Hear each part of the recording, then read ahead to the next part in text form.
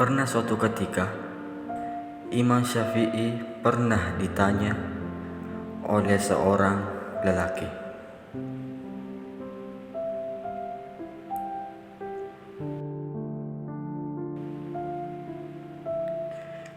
"Istriku, dulu saat pertama kali kami berdua menikah, dia terlihat sangat cantik dan menggairahkan. Namun sekarang, kenapa kecantikannya menghilang dan tidak lagi menggairahkan?"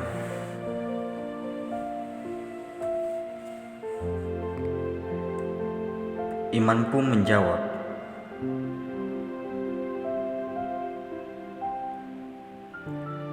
"Coba selama 1 bulan ini, kamu tundukkan pandanganmu dari seluruh wanita yang bukan mahram bagimu.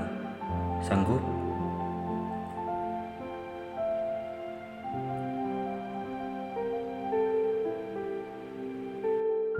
Sang lelaki pun menyanggupinya.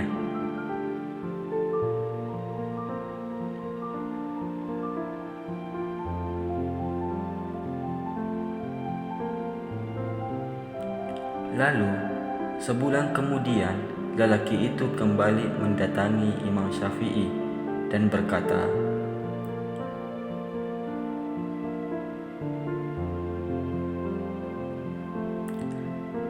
"Masya Allah Imam, sungguh selama sebulan ini tidak ada wanita cantik dan menggairahkan selain istriku." Imam Syafi'i pun membalas,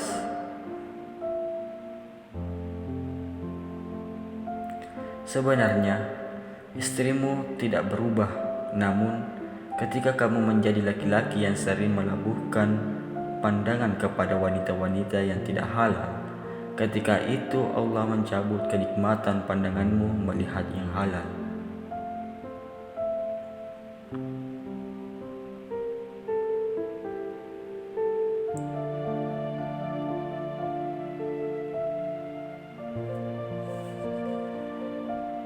Di saat Allah mencabut pandanganmu kenikmatan melihat yang halal, itulah kenapa kamu melihat istrimu menjadi biasa saja.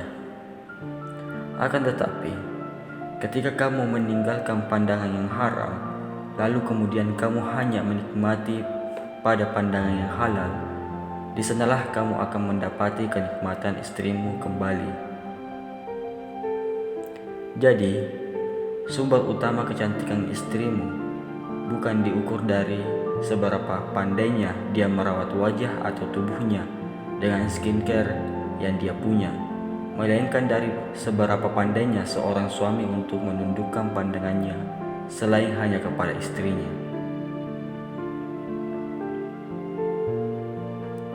Ingat ya, istrimu itu akan selamanya cantik selama kamu para suami mampu menundukkan pandangan.